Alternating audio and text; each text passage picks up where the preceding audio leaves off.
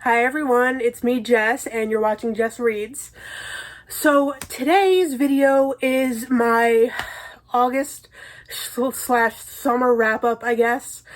And also I know I already did technically my autumn TBR, but I kind of just wanted to do a September TBR just to like pace myself and see that I just remembered another book I wanted to get to include in this. Hold on one second. Okay. Don't just ignore that. That is not that's not how it was a minute ago, but now it is. So we're just gonna ignore that as I looked for the book I wanted to include in this video and forgot up until now. Okay, I think we're good. You can still see that, but at least this is a little more centered.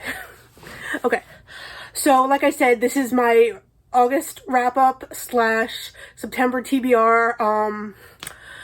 I usually put these in the same video just to save time. Also, since I am starting my book just like moved.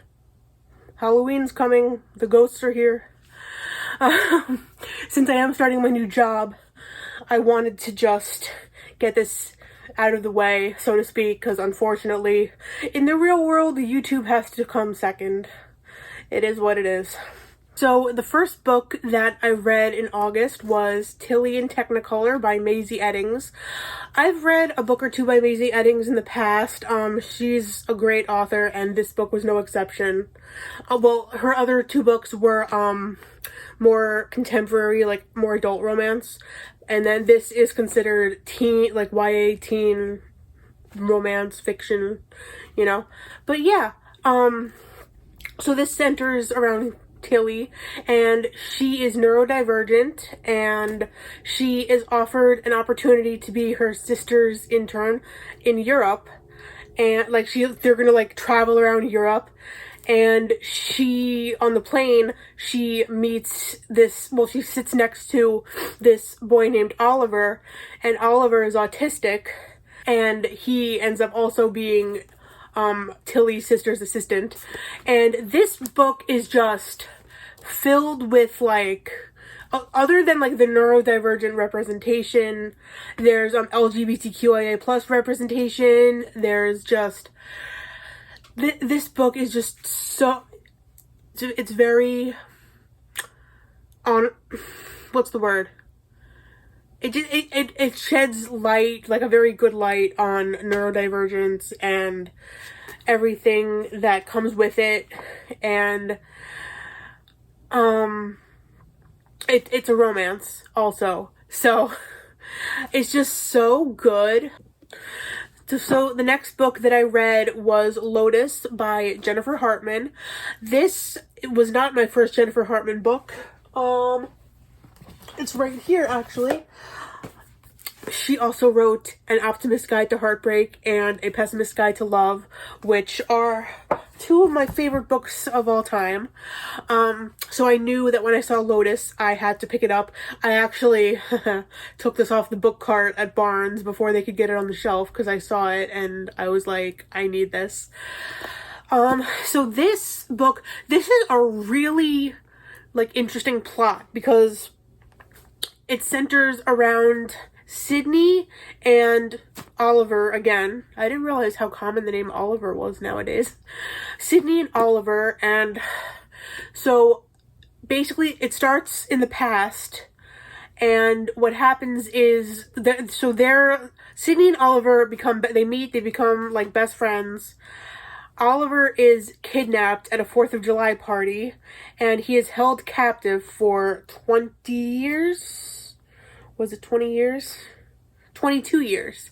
He was held captive underground for 22 years. And he is found, and he's found alive, and he comes back into Sydney's life, and it's not this like whole happy-go-lucky like romantic story. There's a lot of parts to it. There's a lot of things that happen, but I'm not going to spoil anything. There's a lot of, not a lot of plot twists, but like the main plot twist, well, there's more than one, I would say, but the main plot twist, even I didn't see coming, and I thought I knew what was gonna happen, and I did not see that coming. But, I mean, I finished this in, like, less than a day. Like, it was so good, and I don't know, I'm definitely gonna check out more of Jennifer Hartman's books, especially since I liked that, duet, whatever. But this was so good. It was, like, incredible. I can't say enough good things about this. I rated this 5 stars, by the way. Obviously, you can tell by the way I'm talking about it. And the final book that I was able to get through in August was The Idea of You by Robin Lee. I did talk about this in not my autumn hopefuls, but my the video before that, the TBR before that. I'm pretty sure, and I basically said this was like a Harry Styles / One Direction fanfic. It's better than a fanfic. The idea is the same kind of thing, but the writing is so good. I rated this 4 stars. I know I already talked about it in my other video, but let me remind you what the plot of this is. So there's this woman named Solene, and she's an art collector. Well, she's the owner of an art gallery. She's not really a collector. And she's 39. Of course, I read the back of every book. Are we surprised? So she's 39, and she takes her daughter to this Hayes Campbell is the male main character, and he's in a band named August Moon. And so Solene takes her daughter to an August Moon meet and greet, and that's where they meet Hayes. And they fall in love from there, and it's like this. And keep in mind, Hayes is 20 and she's 39, so it just takes you on this whole journey of their relationship. And the end was it's not that I didn't see it coming, but like I didn't think I would get so emotional over how this ended. The way that Robin Lee wrote, so I can't speak. I'm so crazy about this book. The way the ending was written, tore my heart out. And I didn't expect to like this book in general as much as I did. Because like I said, I basically called it that I was, before I read it, I was saying, oh, it's literally a One Direction fan fiction. It's not. It's better. It's so much better. And you should read it. Okay, so now we're gonna get into my TBR / hopefuls. So, the first one I want to talk about is one that I am so excited about. Today's, when I'm filming this, and hopefully when I'm posting this, it's September 1st. So I consider that fall. So the first book that I plan to read is Love Light Farms by B.K. Barrison. This is the original cover. I know that it was republished with different covers and I think it was under a new publisher. I'm not sure. But I have the other two. I have the new covers for those. But since I bought this off of Pango, that website. So I bought the original cover because I knew that it was being re-released. But so I wanted this to have the original cover just to have it before it went away, So, yeah, I've been waiting a long time to start this. And, I mean, it's September, so I'm going to go into it as soon as possible. I should tell you what it's about, shouldn't I?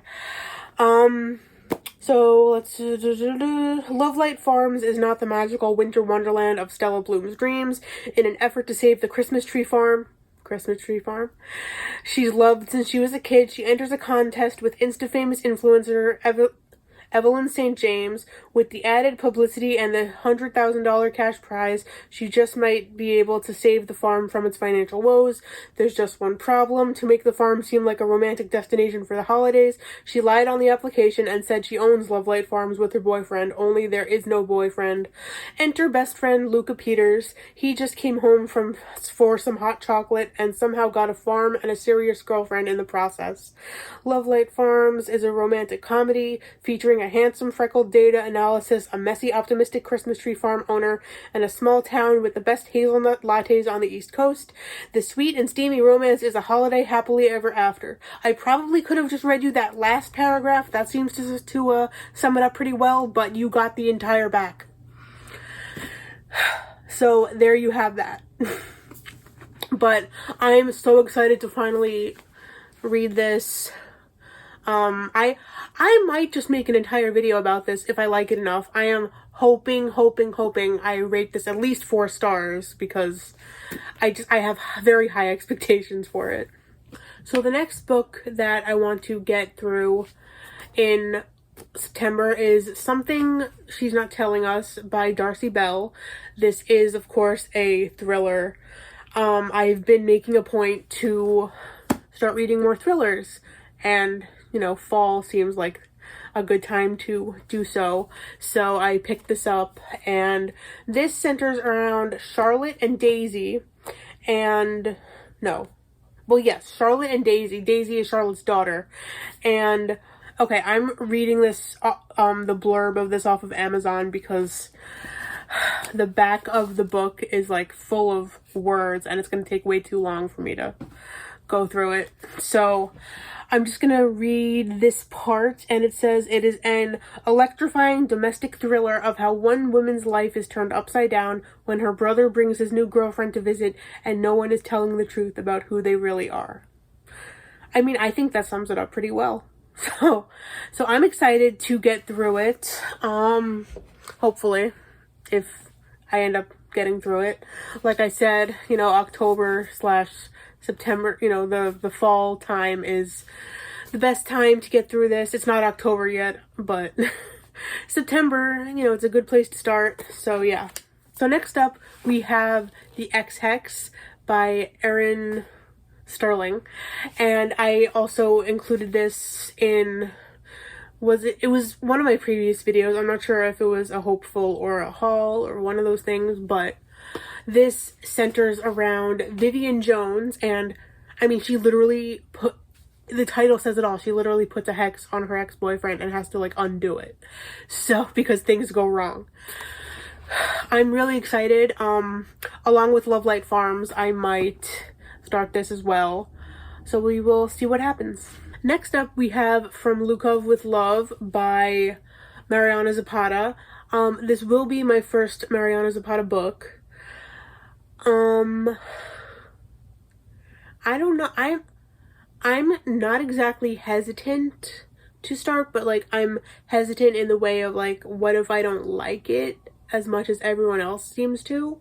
Because this is a very popular book in the book world community. Let me read the back of this one. It's not nearly as long as that last one was. So, if someone were to ask Jasmine Santos to describe the last few years of her life with a single word, it would definitely be a 4-letter one.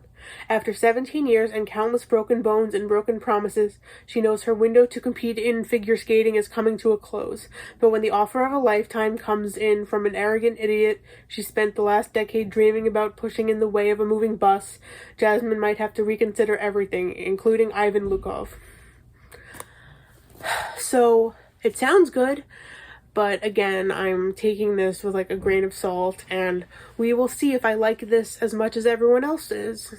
Next, we have Curves for Days by Laura Moyer. I think it's pronounced Moyer or Moyer, something like that. Sorry if I totally butchered it. But this centers around Rose Barnes, and basically the little thing on top says, new life, new town, new home, if only her big burly contractor didn't scowl at her so much. So it is grumpy and sunshine. It just seems really good. I did pick this up for the plus size representation, but it is a romance, so we'll see how much I like it. I have high hopes for it. I definitely want to get through this as much as I want to get through Love Life Farms and the X Hex, but we will see. Alright, so those are all of the books that I have on my TBR for this month, and with that being said, I think that concludes this video. Let me know if you've read any of the books I mentioned or if you have them on your TBR as well. And I think that's about it. I hope you enjoyed this video, and comment, like, subscribe, all that fun stuff. And I will see you in my next video. Bye, guys.